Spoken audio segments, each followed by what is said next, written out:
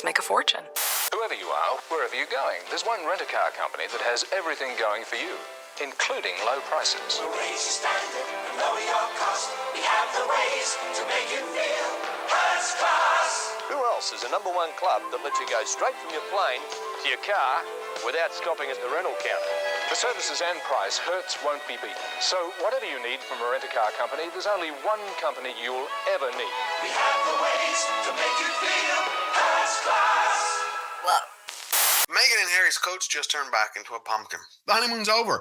After 5 years of pretending to be working royals, victims, Hollywood celebrities, even crash test dummies, no one believes them anymore.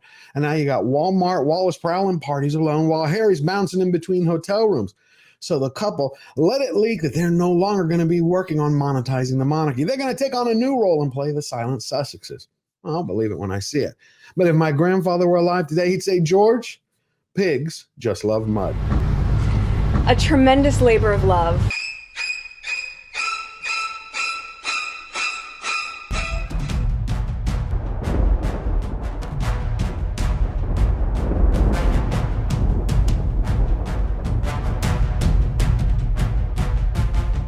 What's going on, everybody? I hope your week is off to a great start, my friends. Well, Harry and Meghan finally did it. They killed their royal brand. It is so bad today that they couldn't sell hay to farmers. So they told everyone through sources that they're no longer going to be writing any more misery memoirs, no more tell-all interviews branding the crown as racist. And I'm like, if that's true, great. But why now? That's my question. Why didn't they do this before they betrayed Queen Elizabeth and turned her last few months of life into a living hell? That's something to chew on. As for me, I don't trust the Meghans. They talk out of both sides of their mouth. Prince Harry can count on record deal for spare film rights. If it walks like a duck, quacks like a duck, it's a duck. Duck, I says.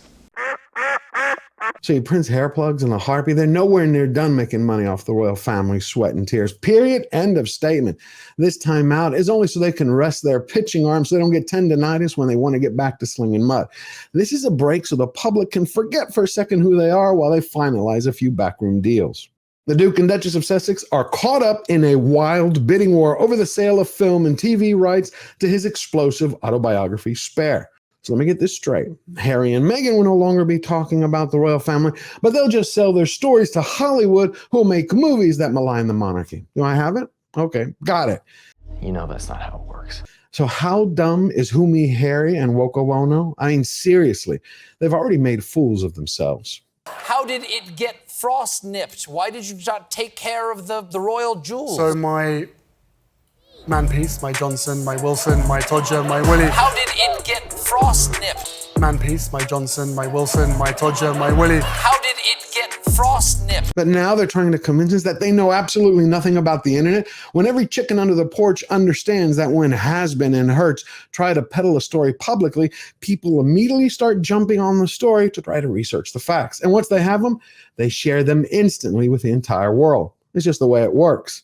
Now that we're talking about sharing, if you like the channel, if you find true value in it, please do me a favor. Watch the videos from beginning to end, because the longer that you watch them, the more YouTube shares them with the world. It's part of how they rank the videos. Now, a matter of fact is that whatever choices the Meghans make, they're going to need cash, they're going to need a lot of it, and they're going to need it fast. Prince Harry might be responsible for a staggering sum with his ongoing legal cases. So we already know Harry lost his court case in order to pay for armed police protection. That case is dusted and finished, over with. The only thing the court has to decide is, are they going to get this IPP status, and who's going to end up picking the tab for half-wit's self-esteem boost? The fight has cost the British government over £300,000 to fight. Harry could be on the hook for his legal bills, and the government's as well, which the Daily Mail thinks could top £500,000 by the time it's all over. And you know, none of that even factors in all the total cost for all three legal cases. Mark Stevens, a UK-based attorney at Howard Kennedy, told Newsweek that Prince Harry may lose money even if he wins. But if he loses all the cases, the bill could be somewhere between 15 and 20 million. So win or lose this week, Harry is in court making history as the first senior royal to sit in the witness box since 1890. But he's also making waves for the country, since the British legal system is run in the name of the crown. And what does that mean? That a son is basically suing his father. And yet you still have people wondering why every time the problem prince shows up, the king always finds something better to do. King Charles will miss Prince Harry's visit to London for hiking in Transylvania. I think that about sums it up perfectly. In life, you reap what you sow. And no one knows the king's pain better than his best friend since childhood, Lord Nicholas Soames. In respect to Prince Harry, I just think it's the most tragic. My own son, if he did something like that to me, it would just be the cruelest. All I know is how deeply hurtful it has been. Yeah, he is a piece of shit. You know, Harry reminds me of something that I told a complainer at a party once. There was this guy who was like blaming the entire world for every single problem he had, even for his sinuses. As that guy looked at him, I said, it's simple. You meet an asshole in the morning, you met an asshole. You bump into one at lunch, it's just bad luck. But if you keep running into them all day long, guess what? You're the asshole. Whoa. So when the Duke of Delusion is still confused why people prefer to take a hike or have a colonoscopy over his public company, Mary, take a look in the mirror. You might even get lucky and remember all those people that you and Duchess Duplicitous hurt. Cruel Prince Harry betrayed dying Queen Elizabeth, friend says. You know, with everything I've researched, discovered about this couple, I was stunned by this story. You have Queen Elizabeth, a grandmother who loved her grandson since the moment he was born.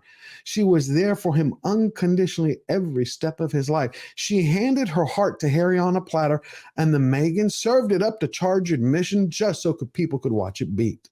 The friend of the late Queen's told the Daily Beast, for the last years of her life, certainly from when her husband died, the Queen was in a lot of pain. That was the time for Harry and Meghan to bite their tongue. Instead, they produced this unending stream of incredibly hurtful films and interviews attacking her life's work. For Harry to announce he was writing a memoir when his grandmother was not just recently widowed, but actually dying herself, as he must have known she was. Well, the cruelty of it takes the breath away. While the Meghans were busy trying to turn hand-holding into an Olympic event, posing for the paparazzi that they made appointments with just to up their profile and fatten their bank account, the Queen was suffering. Yet this story shows the stark contrast between Harry's public words and his private actions. You saw your grandmother. How was that? It was great. It was really nice to see her. Be able to see her in some element of privacy was nice. Making sure that she's, you know, protected and got the right people around. I really wonder if it even phases Harry just how much he hurt his grandmother. I mean, God rest her soul, Queen Elizabeth is gone now. Harry doesn't have any backup anymore. When the day comes, he doesn't have a supporter in his corner. He's going to have to face Meghan alone. I wouldn't want to be in Harry's shoes. You're talking about a D-list wannabe Hollywood casting couch queen who, by all indications, has used everybody in her path to climb a ladder and then tossed them in the trash bin like they were just used tissue paper. You want to understand her character? All you have to do is listen to how she talked about the job, Deal or No Deal. That show she was on. Of course, she didn't say a word when she actually had it. It was years later when she got a better gig. I ended up quitting the show. Like I said, I was thankful for the job. I didn't like feeling forced to be all looks and little substance. It's a deal you made when you signed up for this. The word bimbo, it's a word that kind of say, well, she's beautiful, but maybe she's silly or stupid. Meghan, open the case.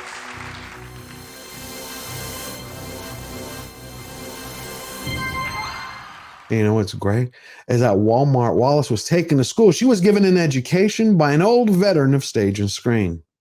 I just want to say, on that show, you basically had a suitcase, and they wanted to know, is this the deal you want, or this is not the deal you want? The objectification might be coming from you. At this point, in my opinion, Meghan would do absolutely anything to make sure that she's not memory hold in time and history, that she doesn't become another 2 a.m. celebrity hawking jewelry on QVC. Meghan Markle leaves Prince Harry at home as she takes off to party. You got socialite columnist Petronella Wyatt has been hounding Meghan's footsteps. She's been cataloging all her midnight adventures. It's interesting because I was thinking about it as I was reading the story. You know, after the divorce, all Meghan has to do is go to Wyatt and get a collection of all her notes so she can put all her memories together and then put a book together. And it can be titled, you know, How to Find a Husband While Partying. Subtitled, Make sure to check their bank account before you check their number of Instagram followers. Oops. Then Wyatt was joined by Tim Dillon from The Sun, who chimed in to finish off the D-list Duchess with a handful of inside facts. I'm literally at the party, and they are showing me texts of this woman begging people to hang out, Dylan said. She's trying to get to places. While Dylan said he respects the hustle, he also said the situation isn't working. And a lot of people at this party were like, well, we text her back. She's a duchess, but we've had enough. By this point, it's obvious that Tinseltown is done with the Megans. They almost completely exposed their near-catastrophic car crash scheme. And then they barely covered Lilibet Diana's birthday. But now the real test comes next month when the Emmy nominations are announced, because there are a lot of websites that are reporting that Megflix is actually up for one. Now, see, this isn't the Woman of Vision Award where Meghan can just buy it off with a little handshake and a little in-kind donation in the background. You're talking about Hollywood, multi-billion-dollar studios who spend big bucks to secure gold for their stars. They'll betray or backstab anyone. They're not going to let a hater and a hustler who want 5 more minutes of fame get in their way. So the Megans, they better buckle up. Repeat this. Would you like that in a pump or a loafer? Now memorize it, because as of tomorrow, the only job you're going to be able to get is selling shoes. So while the Montecito merchandisers are focused on how to transform hate into money, you got Princess Catherine once again filling the world with love and joy. That's it. Nice to meet you. What's your name? Hi, James. My brother's called James. Did you know that? Good name. How old are you? 8. You're 8. You're having a fun day. What's been the best thing so far? Oh, you are so sweet. Thank you. I hope you have fun time. Yeah, enjoy your afternoon. I think she's an amazing human being and an example for the United Kingdom to be proud of. Now, if you found value in this video and you enjoyed it, hit the subscribe button, push the notification bell, and leave your thoughts and questions in the comments down below. And remember, we never bow down, we never bend the knee. Always forward.